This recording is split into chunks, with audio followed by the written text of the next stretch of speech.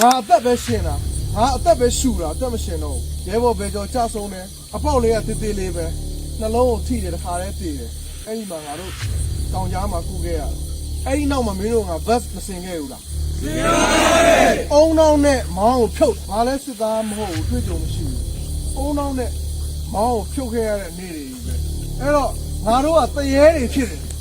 တေပြီးသားကောင်တွေဖြစ်တယ်ဘယ်တော့တေတဲ့နေ့ကနေစပြီးငါတေပြီးသားငါအသက်ပဲရှူတာဟာအတက်ကကြီးတယ်ဗျာခင်ဗျားတို့တွေအဲ့ဒါပြောဒီနေ့ခေတ်မှာအတက်ကြီးတာလ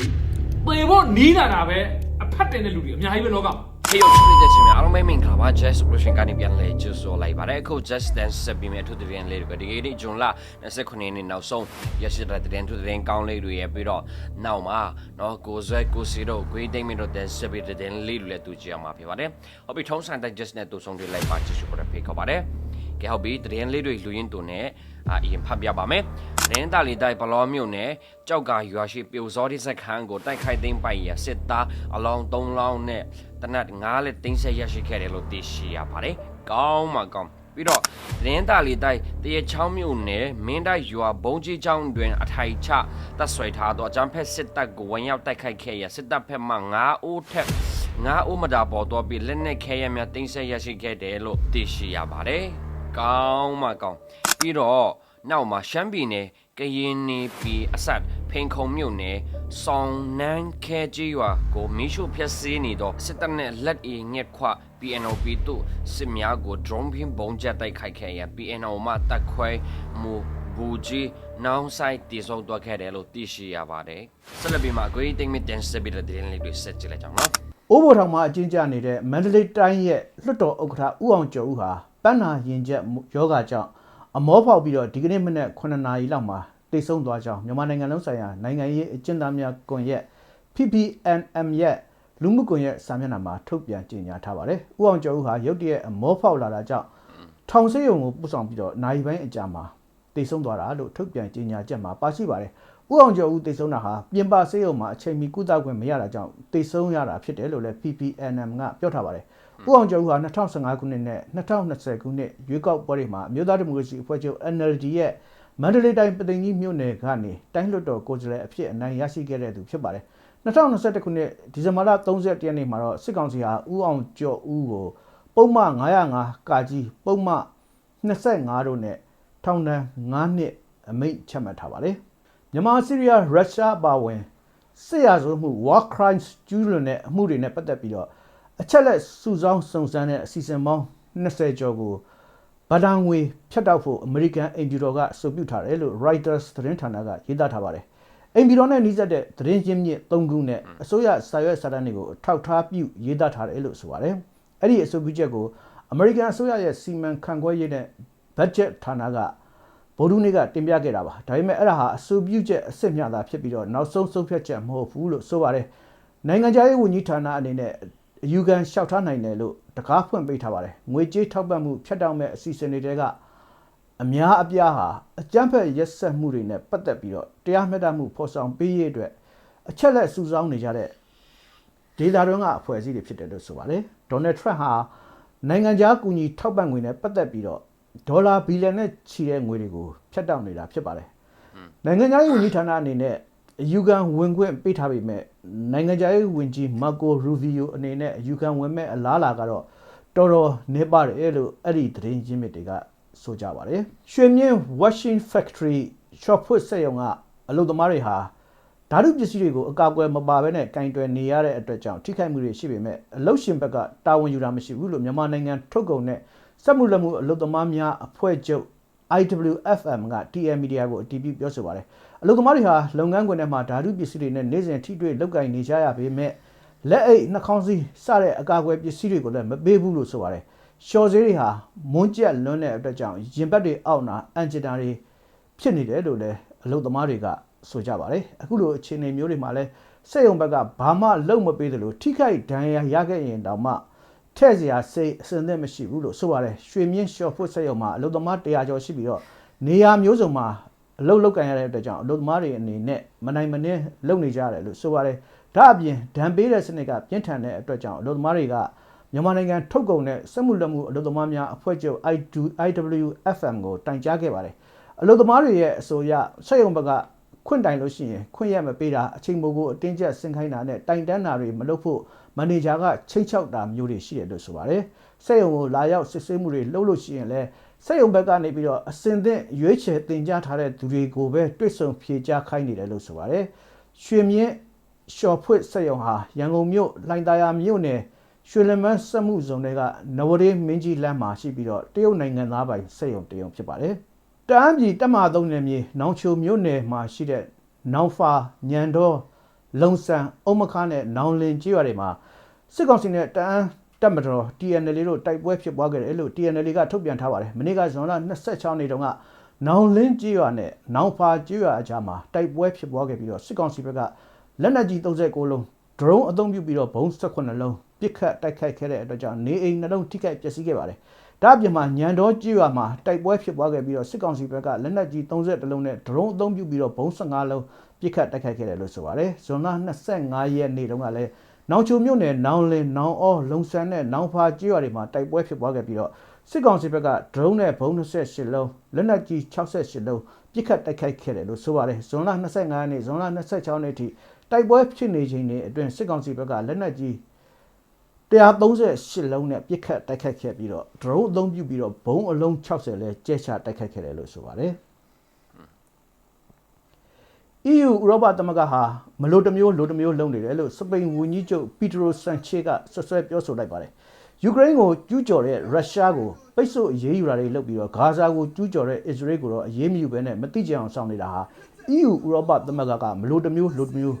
စံနှုန်းနှမျိုးထားပြီးတော့လုပ်နေတာပဲလို့စပိန်ဝန်ကြီးချုပ်ကထောက်ပြပြောဆိုလိုက်တာဖြစ်ပါတယ်။စပိန်ဝန်ကြီးချုပ်ကသတင်းတောက်တွေကိုမနေ့ကတွေ့ဆုံပြောကြားလိုက်တာပါ။လူခွင့်ရေးစီမံအပိုက်နှစ်ကိုကိုးကားပြီးတော့အစ္စရေးနဲ့ EU ချုပ်ဆိုထားတဲ့ကုန်သွယ်ရေးစာချုပ်ကိုဆိုင်းငံ့ရပ်တန့်တင်တယ်လို့သူကဆိုပါတယ်2023ခုနှစ်အောက်တိုဘာလကစပြီးတော့အခုချိန်ထိကာလအတွင်းဂါဇာမှာပါလက်စတိုင်းအရက်သား9600ကျော်အသက်ခံရကြောင်းဖော်ပြထားတဲ့ကုလသမဂ္ဂအစည်းအဝေးစာဟာအဲ့ဒီဒေသမှာကတ်ဆိုင်နေတဲ့အခြေအနေကိုဖော်ပြနေတာဖြစ်တယ်လို့လည်းသူကဆိုပါတယ်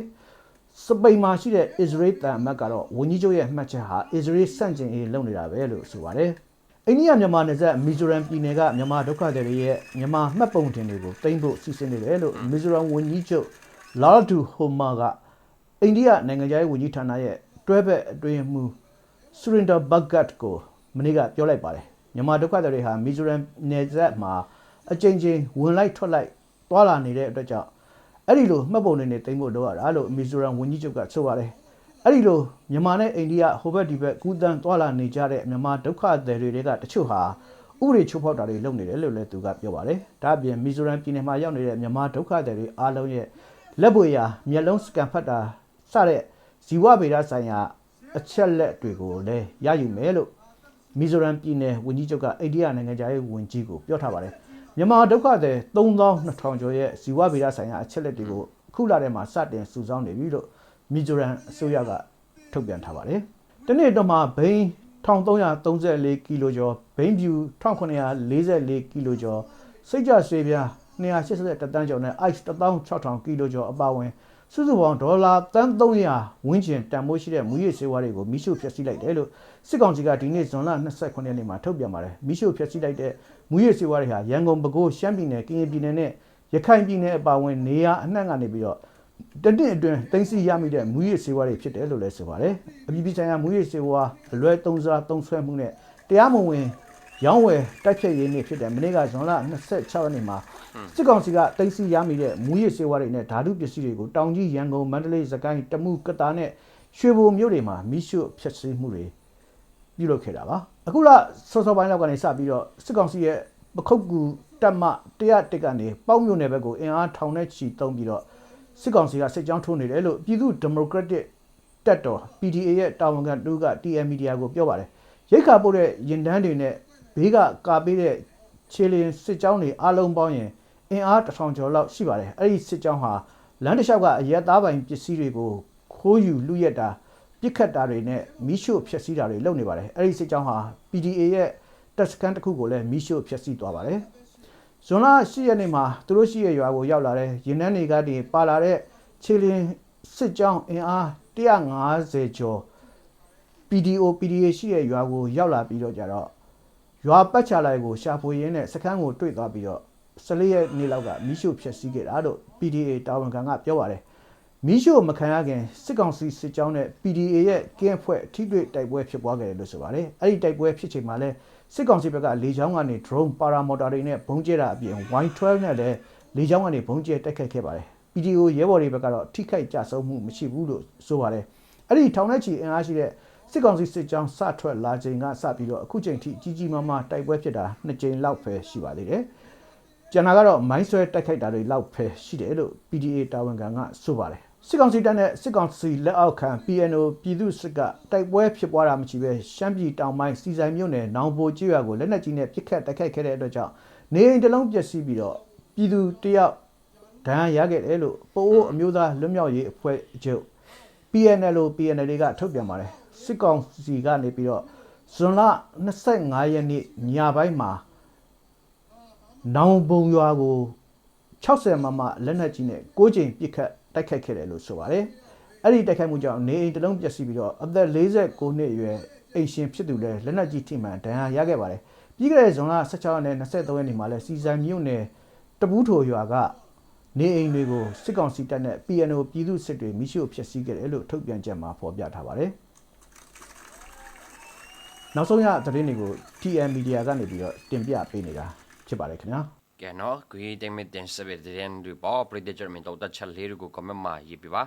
ဆက်လက်ပြီးမှနော်ကိုဇွဲတင်စပစ်တဲ့န်လေးတွေစစ်ကြလိုက်ကြအောင်ကြပြရဲ့နာမည်ကခင်းနဲ့စစ်ခင်းနဲ့စစ်ဟာနှလုံးသားနဲ့ခင်းခဲ့ရဲဘော်ဘယ်ကျော်ကြဆုံးပြီးတဲ့ကငါအသက်မရှိတာကြာပြီခက်ချက်ကြီးမှာငါတို့ကအသက်ရှင်နေတာမဟုတ်ဘူးအသက်ရှူနေတာ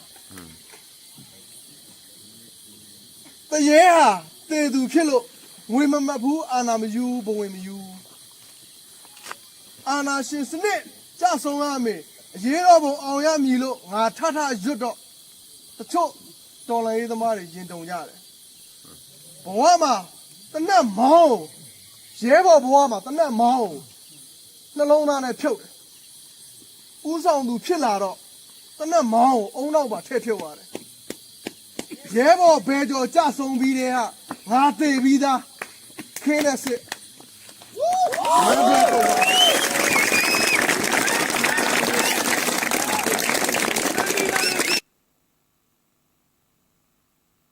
နောက်မှာ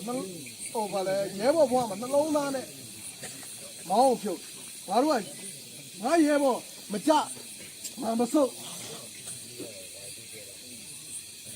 တော်လိုင်းနှလုံးသားနဲ့မောင်းဖြုတ်ခဲ့တယ်ခေါင်းဆောင်ဖြစ်လာတဲ့နောက်မှာတော့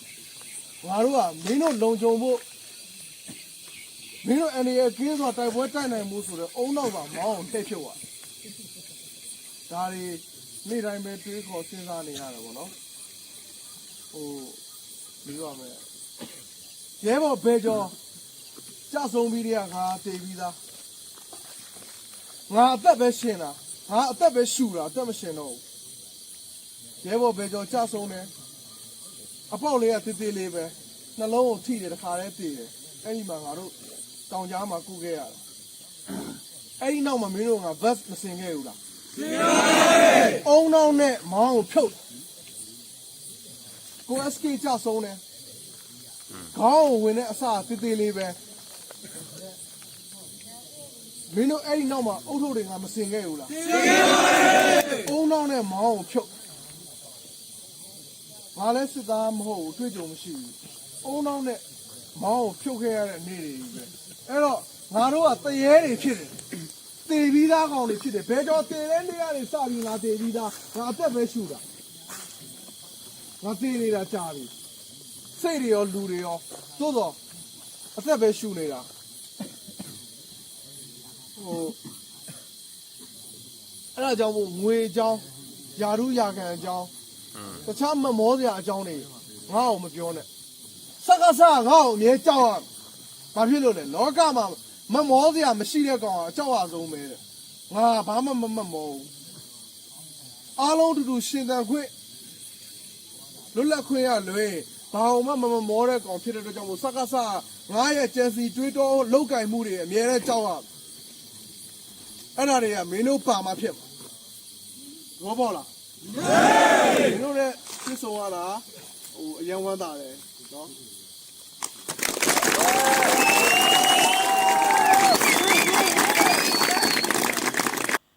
ကဲရန်လေးစားဖို့ကောင်းပါတယ်နော်ကိုဇဲနဲ့နော်အဖွဲ့ Justice Soldier အဖွဲ့တွေပေါ့နော်တကယ်လေးစားဖို့ကောင်းပါတယ်နော်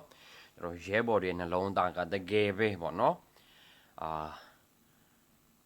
ရဲဘော်လို့ပြောပြီးမယ်ဒီခွေးတောင်စားရဲဘော်နေမပါဘူးနော်ကျွန်တော်ပြည်သူဘက်တော်သားပေါ့နော်ကျွန်တော်အမှန်တရားဘက်ကနော်ကျွန်တော်ရဲဘော်တွေကိုပြောချင်တာ PDF ရဲဘော်တွေပေါ့နော်တကယ်လေးစားဖို့လဲကောင်းတယ်နော်သူတို့ပေးစမှုတွေကတကယ်ကိုမှနော်ဘာနဲ့မှနိုင်လို့မရဘူးအမှန်တိုင်းပြန်ပေါ့နော်ဆိုတော့ရေလေးစားပါတယ်ဒီဗီဒီယိုကြည့်ချင်ပဲလေပရိသတ်ကြီးတို့လေတရားဘယ်လိုကြည့်တဲ့သူတိုင်းလဲတော့ထိမယ်လို့တော့ထင်ပါတယ်နော်ပရိသတ်ကြီးအမင်သုံးသက်ချက်လေးတွေကို comment မှာရေးပေးပါနော်ဆက်လက်ပြီးမှနော်ကိုစီတန်ဆက်ပြီးတဲ့တဲ့လေးဆက်ကြည့်လိုက်ကြအောင်ကဲဒီမှာမေတော်အောင်ဆန်းစုကြည်ကိုရစရာမရှိအောင်ပြောထားတဲ့နိုင်ငံခြားဘဲတွေဒီဘက်ဘာတွေပြောထားလဲဆိုတာကျွန်တော်တို့ကြည့်မယ်နော်ရီရှင်လို့ရှိမှဒီဗီဒီယိုဖိုင်လေးကိုအောင်ဆန်းစုကြည်ရဲ့စိတ်ရည်ဘာသူမှမသိဘူးတိအောင်လည်းမကြိုးစားဘူးဟာသူကဘလို့တော်တာဘယ်တက်ကတူပြစင်းတာအမိ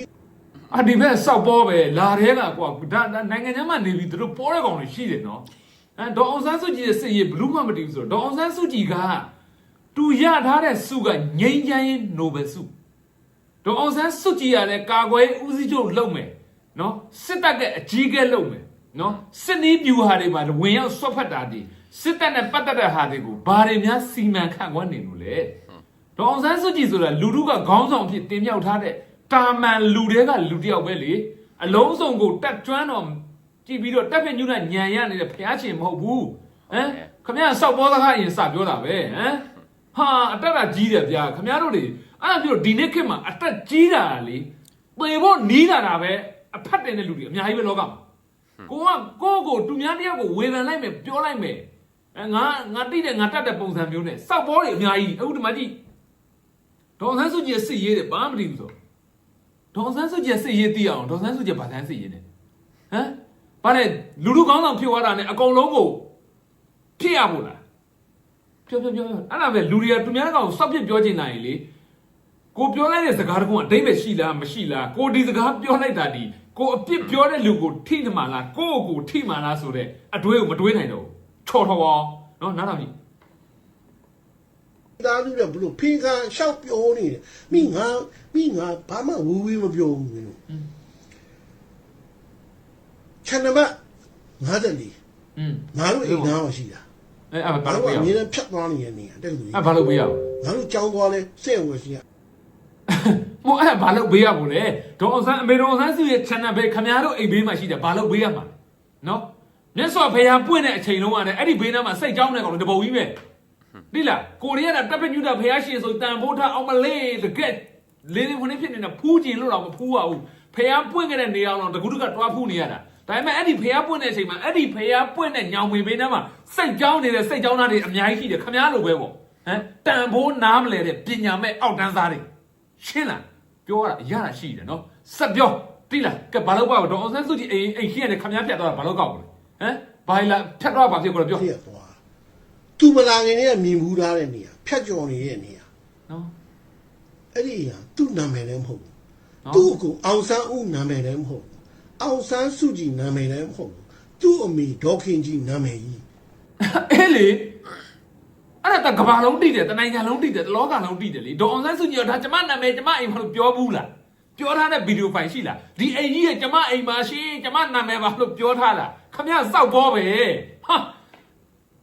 ဘလို့လဲလို့အခုဒီဘောင်တလုံးမှမဝင်သေးဘူးပြောလာခဲ့တဲ့စကားတွေနော်သူအိမ်ကြီးကဖြတ်သွားတယ်တဲ့သူတိတယ်သူတွေ့တယ်တဲ့ဒီအိမ်ရတဲ့ဒေါခင်ကြီးရဲ့အိမ်တဲ့အဲ့လေဒေါခင်ကြီးရဲ့အိမ်ဆိုတကဘာလုံးတိတယ်လေအဲ့ဘာဖြစ်ကိုလဲကပြောပေါင်းဘောင်ဝင်တဲ့တလုံးတလျောက်ကြားနေတယ်သူ့နာမည်မှမဟုတ်တာကြီးအေးလေကိုနာမည်လည်းမဟုတ်ဘူးအဲ့တော့ပိုင်ဆိုင်ခွင့်ဒေါခင်ကြီးသူတို့အမေပိုင်တဲ့အတွက်အောင်ဆန်းစုကြည်တယောက်တည်းပိုင်လို့မရဘူးသူ့အကူအရင်းရှိတယ်မောင်နှမနှစ်ယောက်တဖိန်နဲ့တွက်ပြီးတော့တဖေတဲ့တမေတဲ့ကဟိုတဲ့ဟိုဟာပြုတ်ပြီးတော့မွေးလာမောင်နှမနှစ်ယောက်ပဲကြံတယ်တယောက်ကသေသွားတာအောင်ဆန်းလေးအဲ့နှစ်ယောက်ကအခုအသက်80နဲ့80ကြားရှိတယ် မဟုတ်ဘူးအောင်ဆန်းဦးကမြန်မာပြည်သားခံယူထားတာလားအမေရိကန်နိုင်ငံသားခံယူထားတာလားဒေါ်အောင်ဆန်းစုကြည်ကလူမမယ်ဘဝတည်းကနော်ဒီလူမဖြစ်တဲ့အရွယ်တည်းကပြည်ပကိုပို့ကန်ထီပြီးတော့ပြည်ပမှာပဲနေထိုင်ကြီးပြင်းလာရပေမဲ့ဒီနေ့အချိန်အထိဒေါ်အောင်ဆန်းစုကြည်ကဘယ်တိုင်းပြည်ရဲ့နိုင်ငံသားဖြစ်မှခံယူထားဘူးခမည်းနားလဲလားအေးခမည်းပြောတဲ့အဲ့ဒီအောင်ဆန်းဦးခမည်းအမေလင်ကဘယ်နိုင်ငံသားခံယူထားတာလဲအရင်လေ့လာဒီလားအဲ့လောက်ပဲပြောမယ်ထပ်ပြောဆက်ပြီးတော့ တနေ့အထိမျက်နှာရှင်းဆိုင်လို့မရဘူးစကားပြောလို့မရဘူးဒီဟာမကြီးနဲ့ဒီဟာကြီးနဲ့ ဟာညနေချင်းနိုင်ငံမျိုးစကားပြောလို့မရဆိုမှားတာလှုပ်တဲ့အလူကိုလက်ခံပြီးတော့စကားမပြောပေးနိုင်တာနဲ့အဲ့လူကမှားလားဟမ်ဒီအိမ်ကိုဒေါ်အောင်ဆန်းစုကြည်ကတူပဲပိုင်မယ်သူ့ကိုချိုးတွေပဲတုံးမယ်လို့ပြောပြီးတော့မောင်မိုင်စီးနေတာလားဒီအိမ်ဟာတိုင်းပြည်အမွေအနှစ်ဖြစ်နော်တိုင်းပြည်တွေအကျိုးပြုဖို့လှုပ်ပေးပြီးတော့ထားပစ်ခဲ့မဲ့အိမ်မို့လို့မပေးတာလားသူ့ကိုလုံးဝမပေးခဲ့တာလားပေးတဲ့ပေးထိုက်တဲ့အမွေကိုပေးခဲ့ပြီးသွားပြီဒေါ်အောင်ဆန်းစုကြည်ကိုကျိုးအတွက်အတုံးပြုဖို့ဒီအိမ်ကိုလှုပ်နေတာလားတိုင်းပြည်ရဲ့အမွေအနှစ်ဖြစ်လှုပ်နေတာလားခင်ဗျားထည့်ပြောလေအဲ့ဒီစကားတွေပါဟမ်ဟဲ့နော်ခင်ဗျားဟာအမေနဲ့အဖေနဲ့အဲ့ဟာကြီးနဲ့အဲ့ဟာမကြီးအဲ့လိုပဲလှုပ်ကြတာဟုတ်လားသူများအမေကိုအဲ့ဒီဟာကြီးနဲ့အဲ့ဒီဟာကြီးလို့ပြောမှာဟာမကြီးပြောမှာဆိုရင်ခင်ဗျားကိုမွေးထုတ်ခဲ့တဲ့ခင်ဗျားအမေစောက်ဖွားကြီးကိုရောအဲ့ဒီဟာမကြီးပြောရင်ခင်ဗျားရင်နဲ့ကြည်နူးလားဟမ်ကြည်နူးလားဒေါ်အောင်ဆန်းစုကြည်ခမားပုံမဟုတ်တာဘာလုပ်တာရှိဘူးလေမကောင်းတာဘာလုပ်တာရှိဘူးလေအဲ့ဒါလေးပဲပြောအဲ့လိုလှုပ်ထားလို့ဒေါ်အောင်ဆန်းစုကြည်ဒီခမားမိသားစုခမားအပေါ်ကိုအဲ့လိုမကောင်းတာတွေမဟုတ်တာတွေလှုပ်ထားလို့ရှိရင်တော့အဲ့ဒီဟာမကြီးလို့တော့ပြောလက်ကြားကောင်းအောင်ပဲဗျာခမားနဲ့လူကမွေးတာမှာပါဟုတ်တယ်မလားအဲ့တော့ကိုယ့်ပေါ်လဲဘာမှမလှုပ်ထားတဲ့လူတယောက်ပေါ်ကိုမြင့်တရားစိတ်ပွားပြီးတော့ကိုတင်းကပြောသလိုပေါ့အဲ့ဒီဟာကြီးပြောမယ်ဆိုခမားမွေးခဲ့တဲ့စောက်ဖွားကြီးကိုအဲ့ဟာမကြီးပြောမယ်ဆိုခမားရင်နဲ့ကြည်နူးမှုတွေဖြစ်လာဘလို့ခံစားရတယ်နော်ခံစားကြည့်စမ်းဖြစ်လာနော်ခမားကိုမွေးခဲ့တဲ့အဲ့ဒီစောက်ဖွားကြီးကအမှားမှန်တော့မပြောခဲ့လို့ခမားတို့အလေးစီကောင်လောကမှာထွက်လာတာပဲတိလားနော်ကျုပ်တို့တိုင်းပြည်တွေယုံဟောကောင်းတယ်ခမားရုပ်ကမြန်မာပြည်သားလည်းမဟုတ်တော့ပါဘူးတိပါတယ်နော်တို့စောက်ပေါ်တွေကဘယ်နေရာမှာတုံးစားလို့ရတာကောင်းတယ်မဟုတ်ဆက်ပြောဒီလိုဖြစ်မောင်နှမသွေးရင်းကြီးတောင်မှတူမျက်ချင်းဆိုင်လို့မရဘူးစကားလုံးဝပြောလို့မရဘူးမောင်နှမအရင်ရင်ဖြစ်မလို့ရှင်းလားကျုပ်လည်းအဲ့စိတ်ဓာတ်ရှိတယ်တမေတဲ့တဖေတဲ့မွေးထားတဲ့ကောင်ဖြစ်နေပါစေမကောင်းတဲ့ကောင်မကောင်းဘူးပဲမကောင်းတာကိုငါအမျိုးဖို့ငါအဆွေမို့လို့ငါနဲ့မောင်နှမမို့လို့လက်ခံပေးရမှာလားရှင်းရှင်းလေးအဲ့ဒါလူပြလူဆိုတာအကောင်းအဆိုးအကြောင်းအကျိုးခွဲခြားတိမြင်နိုင်မှလူနော်ငါအမျိုးဖို့ဖြစ်နေလို့လက်ခံရမယ်ဘာဖြစ်ဆိုအဲ့ဒါတလိမ့်ဆန်နော်ခွေးနှောက်ကိုက်ကြည့်မားတာလေမှန်တာလေမတိဘူးကိုယ့်ဘက်ကဝင်ကြိုက်တယ်ဘာအမျိုးပဲတိတာဒါပေမဲ့အဲ့ဒီအမျိုးကကောင်းတာဆိုတာအကြောင်းတို့မခွဲခြားနိုင်ဘူးအဲ့တော့တလိမ့်ဆန်တော့အဖြစ်မခံနိုင်ဘူးမှားရင်မှားတယ်မကောင်းရင်မကောင်းလူတိုင်းကတော့ခွဲခြားတိတယ်ခမည်းနေတဲ့တလိမ့်ဆန်ဝါဒကိုကြိုက်တယ်ဆိုလို့ရှိရင်တော့ကျင့်တုံးပါနော်မေတော်ဆန်းစုကြည်ကျင့်တုံးတာတော့ကျုပ်တို့ထောက်ခံတယ်မကောင်းရင်မကောင်းဘူးပဲကောင်းရင်ကောင်းတယ်ပဲအမျိုးမို့လို့မကောင်းတာကိုကောင်းမှလည်းလုပ်လို့မရဘူးနော်ဘာဖြစ်လို့လူပီတာဖို့အတွက်လေနော်ဒီနေ့ဒီအမွေဆိုင်ပြဿနာတက်နေတယ်တိုင်းကြီးကွဲသွားတာဒီဟာမကြီးမိစ္ဆာမကြီးရောက်လာတယ်ကွဲတာပြေးတာမိသားစုတွေမောင်နှမတွေတားမိအိုးပိုင်ကောရက်ကွက်တွေမြို့နယ်တွေတိုင်းကြီးကွဲတာဆိုတာရက်နေ့ကွဲတာမိစ္ဆာအော်အဲ့လိုလားအဲ့လိုပြောလို့ရချင်းဆိုရင်အခုအီရန်နဲ့အစ္စရေးဖြစ်တာခမားမေကိုမေကိုလို့ခမားဖေကိုမေကိုလို့နဲ့ခမားမေဖာတယ်မကြောက်ဖြစ်တာဗျာအခုအီရန်နဲ့အစ္စရေးဖြစ်တာဟာဖြစ်နေကြတာပြစ်နေကြတာဟိုမှာဘုံတွေကျဲနေကြတာခမားမေဖာတယ်မကောင်းလို့ဖြစ်တာရလားအဲ့လိုပြောရလားအဲ့လိုဗျမ်းမတာစကားပြောလို့မရဘူးလေလူမှန်လို့ရှိရင်ဟမ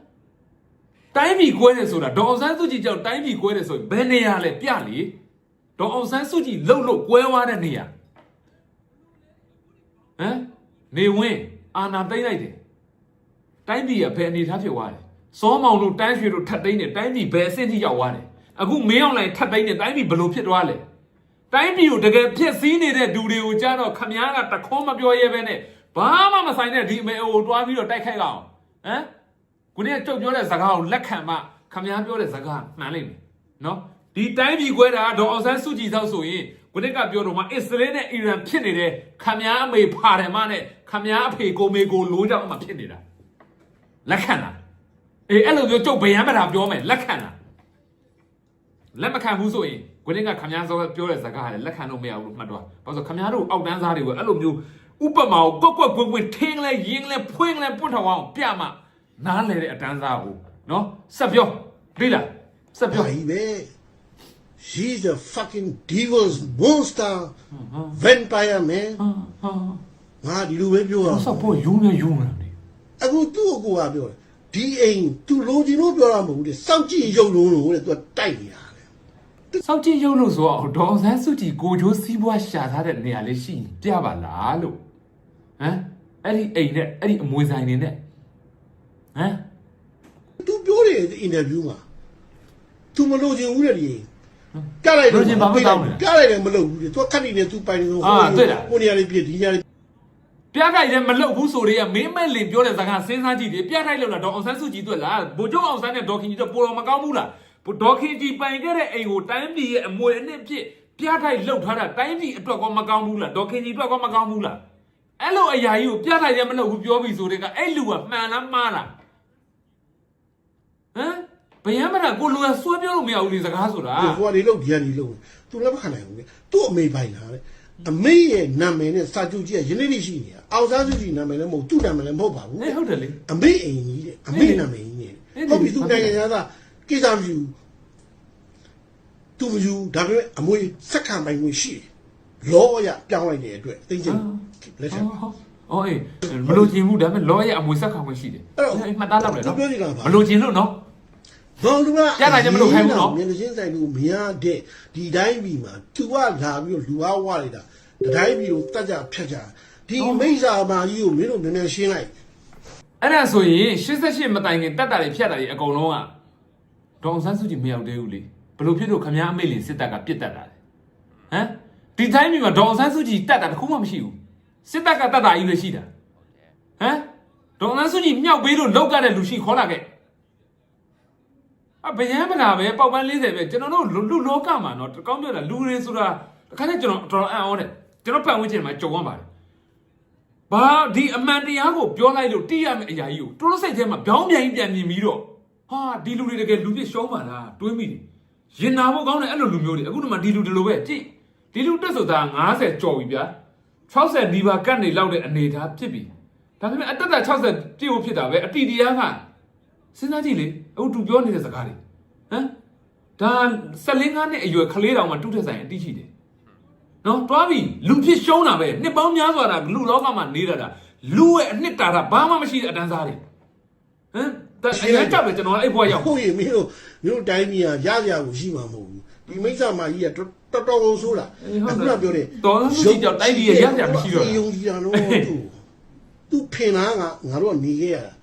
အဲ့ဒီယုံကြည်တဲ့လူကအခုအဲ့ဒီစကားဘာကြောင့်ပြောလဲဆိုတော့ယုံနာဆက်စုပ်တာ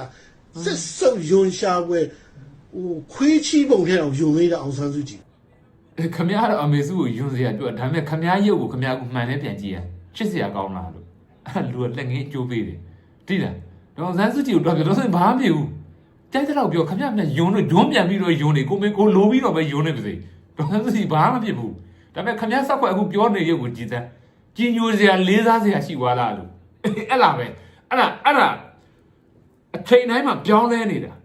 ပါတယ်လောက်ရက်တွေကတက်တယ်ပဲနော်ဟိုမှာဒေါ်အောင်ဆန်းစုကြည်ခမည်းဦးထိုင်ပြောနေတယ်ဘာမှမဖြစ်ဘူးနော်ဒါပေမဲ့ခမည်းဆောက်ခွက်ကအခုလူကြီးညိုခြင်းစရာရှိသွားလားလေးစားခြင်းစရာရှိသွားလားချစ်စရာဖြစ်သွားလားဒါမှမဟုတ်ရင်ယွန်စရာဖြစ်သွားလားအောက်တန်းစားရုပ်ပေါက်သွားလားဟမ်သသွေးနဲ့ဆောက်ခွက်တိတ်ထွေးခြင်းစရုပ်ပေါက်သွားလားကိုကြည့်ရလားကိုပြောတဲ့ဇကာအဲ့ဒါတက်တယ်ပဲနော် အဲ့လိုယုံသွားတာ ဟုတ်ပါ ဘာဖြစ်လို့လဲဆိုတော့မင်းကပြောလူတူတယောက်ကိုမင်းလိန်တာပြဿနာမရှိဘူးနှစ်ယောက်လိန်လည်းပြဿနာဒတိုင်းပြီးတော့လိန်တာအဲ့ပြဿနာရှိရဲ့ ဟာတတိုင်းပြီးတော့စောက်ပေါ်နေပေါ့ဟမ်ဒေါအောင်ဆန်းစုကြည်ကိုလက်ခံတဲ့လူလူကောင်းဆောင်ဆိုတဲ့ဘွဲကိုပေးတဲ့လူတွေကသူများလိန်တာကိုခံရတဲ့အတိညာမဲ့တဲ့လူတွေဖုံးကြီးဆရာတော်ကြီးတန်ဃာတော်တွေအောင်ပါတယ်အဲ့ဒါဆိုဒေါအောင်ဆန်းစုကြည်ကိုလေးစားတဲ့အထက်မှာဟမ်အဲ့လူတွေကအဲ့ပုံကိုယ်တွေကအတိညာမဲ့တဲ့လူတွေပေါ့ခမားလောက်အတိညာမရှိလို့အဲ့လူတွေကလိန်ခံထိတာပေါ့ဟုတ်တယ်လေလော့တစ်နီးရတွေးမယ်ဆိုရင်လူတူတယောက်ကိုလိန်တာပြတ်တာမရှိဘူးတဲ့လူတတိုင်းမီလုံးကိုလိန်တာဆိုတော့ဒေါအောင်ဆန်းစုကြည်ဒီသူပြောတာတတိုင်းမီလုံးကိုလိန်တာဒေါအောင်ဆန်းစုကြည်တတိုင်းမီလုံးကိုလိန်တာ तू ကတိတယ်ဆိုတော့ तू ကအတိညာရှိတဲ့လူတို့တူတူတက်မှတ်တာအဲ့တော့ဒေါအောင်ဆန်းစုကြည်လိန်ခံထိတဲ့တတိုင်းမီလုံးဒီသူ့လောက်မတိဘူးလို့တက်ရောက်မှုရှိတယ်ဒါ logic ကသဘောတဘာဝပဲအဲ့တော့ဒေါအောင်ဆန်းစုကြည်လိန်တဲ့တိုင်းတစ်ပြည်လုံးထဲမှာစာတတ်ပေတဲ့ပုံကိုယ်တွေနော်ဆရာဝန်တွေ engineer တွေတို့လူဘဝမှာတို့ပညာတတ်တွေအတိညာမြင့်တဲ့စာရေးဆရာတွေထားနော်စာရေးဆရာကြီးတွေဆရာကြီးဆရာမပေါ်တဲ့စာရေးဆရာတွေမဟုတ်စာရေးဆရာကြီးတွေစာပေဟောပြောလိုက်ဟောပြောနေဆရာတော်တွေတရားဓမ္မလိုက်ပို့ချနေတဲ့ဓမ္မကတိကတွေအဲ့ဒါတွေအားလုံးကဒေါအောင်ဆန်းစုကြည်လိန်တာကိုခံရတယ်ဆိုတော့တူလောက်တိတရားမရှိတော့လို့ပေါ့ logic တဘွားရကြည့်မယ်ဆိုအဲ့တိုင်းတက်ရောက်တယ်နော်ညင်းလို့မရဘူးလားဟုတ်လားမရှက်ဘူးလားလို့ယူလို့ရှိရင်လွတ်လပ်ယူလေကိုနေ့ကပြောတယ်ကိုကအဲ့လိုစကားတစ်ခွန်းပြောလိုက်မယ်ဆိုရင် logic ဗေဒရဘယ်လိုတက်ရောက်ရမလဲငါအဲ့ဒီလူတွေခမရရုပ်ကဟမ်ကျွန်တော်ဆက်ပြောရင်မကောင်းတော့ရှိတော့မယ်ဗျာနော်လောကကြီးမှာတစ်ခါကျရင်အဲ့ဒါပဲတိလား အကြီးကြီးရှိနေငါအများကြီးပြောနေတာအဲ့စကားပဲအဲ့တော့မောင်နှမနှစ်ယောက်တောင်အတူတက်အောင်မနေနိုင်တဲ့မိသားစုကယနေ့တိုင်းပြည်ကိုအုပ်ချုပ်ပြီးတော့တိုင်းပြည်ကိုအခုလိုပြိုလဲရိမ့်ရိုင်ပြိုကွဲစစ်တပ်ကလည်းစောက်တလဲကောင်နေသိရမလားအဲ့ဒီကွရိုးနေပြီတတ်အုပ်စုဆိုတာအဲ့ဒါကိုပြောတာနော်တတ်ပါတီတက်ပါတီတတ်အုပ်စုဆိုတာအဲ့ဒါပြောတာသူတို့ကလူလူဘက်ကိုတို့ကရက်တိတယ်လို့ပြောလိုက်ပြီးရင်စစ်အစိုးရကိုဗာပြစ်တယ်ညာပြစ်တာဒီစစ်အာဏာရှင်အုပ်စုကိုတို့ကနည်းနည်းကြားကန်ပေးလိုက်ပြီးလို့ရှိရင်ဒီဘက်မှာလူလူထောက်ခံနေတဲ့အရာတွေကိုဒေါအောင်ဆန်းစုကြည်မှမဟုတ်တော့တို့အုပ်စုကလူလူထောက်ခံနေတဲ့အရာတွေကိုတို့ကပြည်သူဘက်ကရက်တိတဲ့ပုံစံမျိုးတွေနဲ့အောက်လုံးတွေတုံပြီးတော့တိုက်ခိုက်တာဒါပေမဲ့တို့ရဲ့ဥတီကျတိုက်ခိုက်တဲ့မင်းကအာဏာရှင်အုပ်စုမဟုတ်တကယ်လူလူကိုဒုက္ခပေးနေတာဒီအာဏာရှင်အုပ်စုလူလူရဲ့ရန်သူဒါပေမဲ့သူတို့ရဲ့ဥတီရဲ့တိုက်ခိုက်မှုကအဲ့အာဏာရှင်အုပ်စုမဟုတ်ခုနကပြောလူလူထောက်ခံတဲ့အုပ်စုကိုသူတို့တိုက်တာအဲ့ဒါတပ်အုပ်စုရဲ့ပုံတွေနီးနော်ဒါဒီထဲမှာဒီလူတွေတက်ရောက်နေမှာပေါ့နော်ဒီလူကျွန်တော်မသိဘူးကျွန်တော်အခုပြောနေတဲ့စကားတွေအားလုံးကပုံကိုရတစ်ခုမှမပါဘူးနော်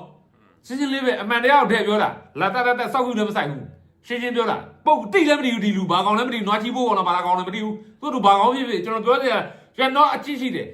စောက်ပေါက်ကပြောနေတဲ့ပြည်သူအတွက်ထိခိုက်နေတာကိုလုပ်နေတဲ့ပြောနေတဲ့လူမျိုးဆိုရင်တော့တက်ချင်တက်ဖြတ်ချင်ဖြတ်ပြောချင်ဘာကောင်ကြီးဖြစ်နေကျွန်တော်ပြောမှာပဲရှင်းရှင်းလေးပဲဒီကောင်ဘာကောင်လဲကျွန်တော်မသိဘူးနွားချီဖို့ကောင်လားဘာကောင်လဲဒေါ်လာ4000ရောက်နေပြီဝယ်မင်းတို့ပြင်လို့သေလိုက်အောင်လို့ဥထုဆိုသေလိုက်ရတယ်မှာမင်းတို့သိရမလားဒါပေမဲ့အဲ့လိုပြောလို့အတင်းလည်းမသိတဲ့နိုင်ငံသားမှာဝယ်လိုက်တဲ့အိမ်တွေကဗမာပြည်ရတဲ့ယူရီးယားမှာဝယ်အိမ်ကဟိုရုရှားတဲ့တော့ဟိုဘူးတယ်အဲ့ဒါစစ်တပ်ကဒီလိုမျိုးမဟုတ်သခိုးတွေဂျဘိုးတွေလည်းပါတယ်ဗမာပြည်မှာလည်းလှုပ်ရှားနေရဒါပေမဲ့ဗမာပြည်ကအကူကဟိုနားနေလိုက်တာ88မှာဥအောင်ကြီးပြောတဲ့စကားတစ်ခုကအခုနားထဲမှာဆွဲနေရပြောတာဘာပြောလဲဘရိုမာကွင်းမှာပြောတာအဲ့တော့အကူကဥအောင်ကြီးနားအမြင်ရှိနေအချိန်ပေါ့အဲ့ဒီချိန်ကသိရမလားဘုရားကြီးကဘာပြောလဲတခုနဲ့ပြောတာဇရိတမန်တိုင်ကျိုးသွားပြီတဲ့ဒီတိုင်းမျိုးအခုကဇရိတမန်တိုင်နေမကဘူးစစ်ပိုင်းဆိုင်ရာရုပ်ပိုင်းဆိုင်ရာပါပြိုလဲသွားကိုချင်းစာနာမှုဒီလူတက်က60ကျော်ပြီလားခနာကျင်နာမှုမာစီ sympathy 60ကျော်လောက်ပြီဒီဘဲဟမ်အကုန်ဝိုက်တာ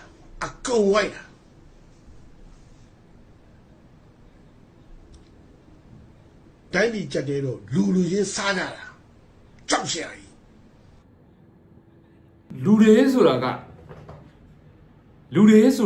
ခုနကပြောအမြင်မျိုးရှိကြပါတယ်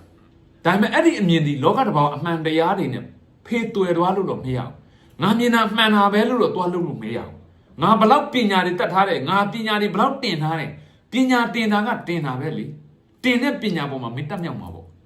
မင်းရဲ့အမြင်ကမင်းတွေးခေါ်နိုင်တဲ့စွမ်းအားဘလောက်ရှိတဲ့ပုံမှာတက်ရောက်တယ်လေအဲ့တော့ငါပညာတွေတတ်ထားတယ်ငါဘာဖြစ်လဲငါပြောတာမှမှန်မယ်ဆိုတဲ့အရာမျိုးလောကမှာသွားလို့မရဘူးဒါပေမဲ့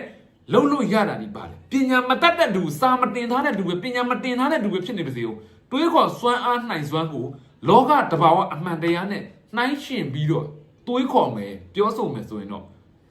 မှန်တာတဲ့ကိုအနည်းဆုံးရလိမ့်မယ်ဟုတ်တယ်မလားအခုကနေ့ကပြောသလိုတတိုင်းပြည်လုံးလိန်နေတဲ့ဒေါအောင်ဆန်းစုကြည်သူပြောချပလိုက်သူကတော့ဒုတိဒုတက်ပုံစံမျိုးပြောနေတာအဲ့တော့တတိုင်းပြည်လုံးဒေါအောင်ဆန်းစုကြည်လိန်တာကိုခံတဲ့အဲမှာဟာဗျာဆရာဝန်တွေပါတယ်ပါမောက်ခတွေဆရာဝန်တော်ရိုးရိုးဟောက်စာချင်းစင်းတဲ့အဆင့်မဟုတ်ဘူးဟမ်ပရိုဖက်ဆာတွေပါမောက်ခတွေပြီးလို့ရှိရင်ပါတယ်စာပေအရာမှာနှံ့ဆက်တဲ့စာရေးဆရာတွေဟမ်ရိုးရိုးကျောင်းဆရာမဟုတ်ဘူးနော်ပြီးဓမ္မဂရိကတွေတရားဟောတရားပြလုပ်နေတဲ့ဟုတ်လား ပရိယတ်တိပရိပတ်တိပရိဝေဒလုံနေတဲ့တန်ဃာတွေအများကြီးပါတယ်ဒေါအောင်ဆန်းစုကြည်ကိုလေးစားတန်ဖိုးထားတဲ့ထဲမှာတာမန်ပြည်သူလူထုဆိုတာအဝေးကြီးအဲ့တော့ဒေါအောင်ဆန်းစုကြည်လိန်တော်အဲ့ဒီဟာအဲ့ပုံကိုယ်တွေကခံတယ်ဆိုတော့အဲ့ဒီပုံကိုယ်တွေကတူလောက်အတီတရားမရှိလို့ဖြစ်သွားမဖြစ်သွားဘူးလားဒါကတဘာဝအမှန်တရားနဲ့ကျွန်တော်တိုင်းထွက်ပြတာဟုတ်တယ်မလားအဲ့ဒါပဲလူอ่ะစောက်ပဟမ်းမတာတွေပြောချင်တယ်ပြောလို့မရဘူးလောကမှာသူများကိုစောက်ပြပြောတာတအားလွယ်တယ်ဒါပေမဲ့ကိုပြောတဲ့စကားကဘလောက်အဓိပ္ပာယ်ရှိလဲဟုတ်တယ်မလားဘလောက်ဒီပကွေးမှန်တရားနဲ့ကိုက်ညီမှုရှိလဲဒါကိုတိဖို့လိုအပ်တယ်ကိုလူတယောက်ကိုမုန်းတာနဲ့ပြောချင်တိုင်းစွတ်ပြောလို့မရဘူးเนาะပြောချင်တိုင်းစွတ်ပြောရင်စောက်ပေါ်ဖြစ်တယ်เนาะအခုဒီလူနဲ့အတက်ကျွန်တော်နဲ့ဆိုအများကြီးกว่าเนาะကျွန်တော်ရိုင်းဆိုင်ပဲပြောရတွေ့တယ်မလားအတက်ကြီးတိုင်းကျွန်တော်တို့ကတန်ဖိုးမထားဘူးကျွန်တော်ထက်ငယ်တဲ့လမ်းဘေးမှာတောင်းစားနေကျွန်တော်ထက်အတက်ငယ်တယ်เนาะလမ်းဘေးမှာတောင်းစားတထောင်စားဖြစ်နေပါစေခုနကပြောသလိုမှန်တရားပေါ်မှာခြေခံပြီးတော့နေတဲ့လူသားတယောက်ဖြစ်နေကျွန်တော်တို့ထိုင်ရှိခိုးရင်ရှိခိုးလိုက်မယ်သူပညာကိုလေးစားလို့ရှင်သူတတ်တဲ့ပညာကိုကလက်ခံနိုင်တယ်ကိုယ့်ထက်တတ်ထားတဲ့ပညာသူ့မှာရှိတယ်ဆိုရင်ဆရာတင်လိုက်မယ်ဒါပေမဲ့အတက်ကြီးတိုင်းဒီလိုမျိုးတင်ကြိုင်ကောင်းသေဖို့နီးတဲ့ကောင်မျိုးကိုတော့ရိုင်းတယ်လို့ထင်တော့ကျွန်တော်မတတ်နိုင်ဘူးဒါကျွန်တော်ပွင့်လင်းပြောတာနော်ကိုစီကဗျာကိုယ့်ထက်ကြီးတဲ့လူရိုင်းတယ်ဆိုရင်တော့ကျွန်တော်မတတ်နိုင်ဘူးဒီလိုကောင်မျိုးတွေကိုယဉ်ကျေးစွာလည်းမဆက်နိုင်ဘူးသိလားရှင်းရှင်းပြောရရင်တော့လေဟိုအရင်ခက်ကပုံမီတွေလို့ခဏရှိမယ်ဆိုရင်တကယ်စွန့်စားလူသားရှိမယ်ဆိုရင်လိုက်ပြီးတော့အဲ့လိုကောင်မျိုးတွေကိုရှင်းထုတ်လိုက်ရှင်တယ်ဘာလို့နေလေးလို့ကဘာကြီးတို့လေးတယ်ဒီလိုလူတယောက်ကိုကဘာကြီးကထမ်းပေးထားရတယ်မတန်ဘူးနော်အဲ့လိုလူမျိုးတွေမှာကျွန်တော်ပိုင်းနေကျွန်တော်အများပြောတယ်ရှင်းမလိုက်ရှုပ်တယ်ဘာလို့လဲပတ်ဝန်းကျင်ညစ်ပတ်တယ်နော်အဲ့လိုလူမျိုးတွေရှိနေအဲ့ဒီပတ်ဝန်းကျင်ညစ်ပတ်နေရောတိုင်းပြည်တွေလည်းအကျိုးမပြုပတ်ဝန်းကျင်တွေလည်းအကျိုးမပြုပြောချင်တိုင်းစွတ်ပြောလှုပ်ချင်တိုင်းစွတ်လှုပ်ကိုလှုပ်တာအမှန်ကိုပြောတာအမှန်ဟုတ်တယ်မလားတစ်ဖက်သားပေါ်ပြောချင်တိုင်းပြောလိုက်မယ်ဒါကကျွန်တော်တို့လူ့ဖွဲ့စည်းမှာမရှိတဲ့လူမျိုးတွေနော်အဲ့တော့ဟိုဒေါ်ဆန်းစုကြည်ဆိုတာကကျမဟာလူလူခေါင်းဆောင်မှာကျမကိုလူလူခေါင်းဆောင်လို့អော်ပြီးတော့တက်လာတဲ့အမျိုးသမီးမဟုတ်ဘူးလူလူခေါင်းဆောင်ဆိုတော့နာမည်တစ်လုံးကိုလူလူကပေးခဲ့တာအဲ့ပေါက်ပန်း40ပြောချင်တယ်ပြောလို့ရတဲ့ခေါင်းဆောင်တွေမှာမပါဘူးဘာဖြစ်လို့လဲသူ့ကိုသွားစော်ကားမယ်ဆိုအဲ့ဒီလူလူကိုစော်ကားတာတဲ့အတူတူပဲဒါတရားမှုရှိတယ်ဒါအောင်နားလည်ဖို့လိုအပ်တယ်နော်ဒါလောက်လေးပါပဲတိလားခင်ဗျားဒီဗီဒီယိုဖိုင်ကိုကြည့်မယ်ဆိုရင်တော့စဉ်းစားပေါ့ဟုတ်တယ်မလားနော်ကျုပ်ပြောတဲ့စကားမှားတယ်ဆိုလာခဲ့ကဲနော်ကိုစီပြောတော့တကယ်အားရပါတယ်နော်ကိုစီပြောတော့ပေါ်ပရိသတ်ချမင်းတော့တက်ချက်လေးတွေကို comment မှာရေးပြကြပါဟုတ်ပြီနော်အဆုံးထိကဲနော်ကိုစီပြောတော့တကယ်အားရပါတယ်နော်တကယ်ကောင်းပါတယ်နော်ကိုစီတဲ့ဆက်တဲ့ပေါ်ပရိသတ်ချမင်းတော့တက်ချက်လေးတွေကို comment မှာရေးပြကြပါဟုတ်ပြီအဆုံးထိကြည့်စုပြတဲ့ရောက်စီတဲ့အရင်ကြည့်စုတင်ပါတယ်ကျွန်တော်တို့တဲ့လေးတွေနဲ့ပြန်ဆောင်ကြရအောင်နော်